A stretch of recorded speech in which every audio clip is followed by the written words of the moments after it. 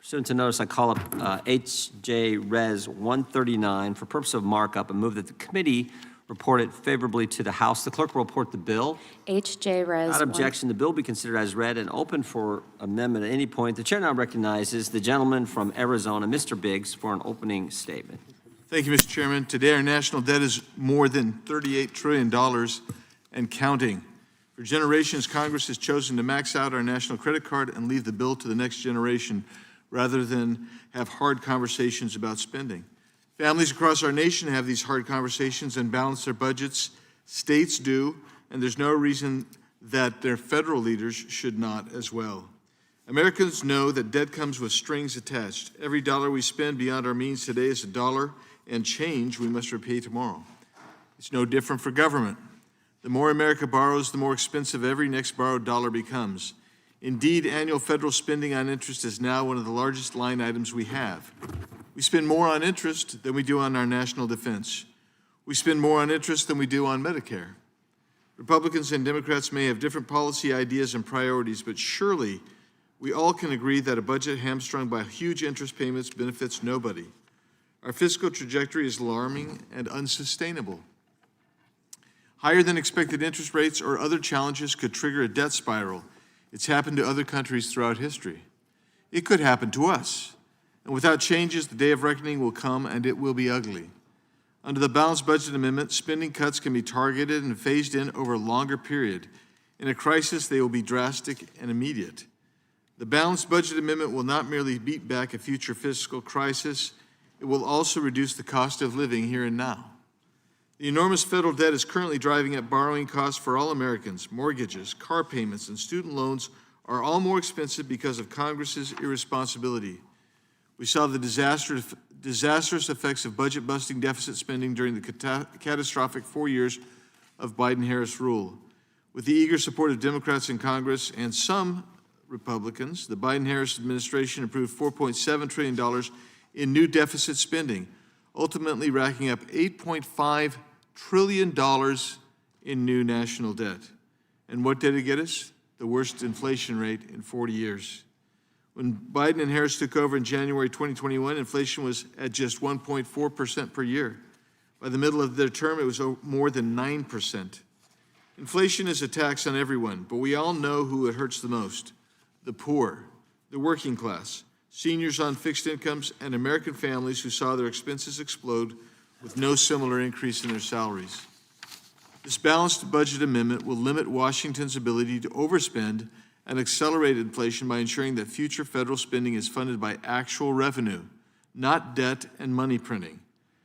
Many of our friends will object, saying the balanced budget amendment will hurt national security, exacerbate financial crisis, or prolong national disaster recovery by taking away Congress' ability to respond when tragedy strikes. This is untrue, and it is different than where it's been in the past. In 2016, in the 116th Congress, John Tester, senator from Montana, and Ben McAdams, representative from Utah, each introduced balanced budgets amendments. We have seen in 1997, for instance, a bipartisan effort on a balanced budget bill. People who signed it included Tom Davis, Republican of Virginia, and Sheila Jackson Lee, Democrat from Texas. Vice President Al Gore was there, supported that. Frank Lautenberg, Democrat, New Jersey. Charles Rangel, Democrat, New York. All joined. Steny Hoyer, Democrat from Maryland, all joined in signing and supporting that balanced budget bill on August 5th, 1997. In a true emergency, like funding for major natural disasters, Congress will be allowed to issue additional expenditures with a two-thirds vote. A two-thirds vote in both chambers is a reasonable threshold for these emergency expenditures because it is the same threshold required by the Constitution for other extraordinary legislative acts by Congress, for instance, overriding a veto or the ratification of treaties. If Congress declares a war, that threshold is lowered to a simple majority. This balanced budget amendment will force Congress to kick the habit of spending money we don't have once and for all, while still giving it the tools to respond nimbly to individual crises. But these exceptions will not matter if the rule is not clear. The amendment does not allow Congress to fudge the numbers and rely on forecasts or other gimmicks which create loopholes that give Congress more leeway to spend recklessly. We can spend only what we take in, or in a true emergency, only specific additional amounts. The amendment does this in two ways. First, by clearly defining the criteria for calculating the receipt side of the balanced budget equation. And second, by making it more difficult to further burden Americans with more taxes. First, the amendment would require Congress to calculate the previous 3 years' receipts adjusted for population and inflation. This forces Congress to deal with the facts, not fiscal fantasies. Second, the amendment constrains Congress's out-of-control spending by requiring a 2/3 vote to raise taxes. This limit forces Congress to address runaway government spending by actually limiting spending, not by levying expensive and excessive taxes. Liberty and economic prosperity flourish when the federal government is limited. Finally, the amendment will take effect 5 years after ratification, giving Congress enough runway to make adjustments without shocking the systems. 49 out of 50 states have balanced budget requirements. It's time the federal government joins them. I hope my colleagues on the other side of this aisle will join me in calling for a balanced budget amendment to get our fiscal house in order. Believe it or not, as I've said, there is a long history of Democrats supporting balanced budget amendments. I hope that's still the case today. We'll find out. Let's have a good and honest debate about this proposed amendment. I encourage everyone to support it. Mr. Chairman, I have a few UCs, if I can.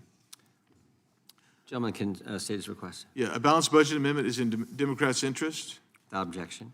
The American people want a balanced budget, Without objection. and moderate House Dems back balanced budget amendment. Without objection.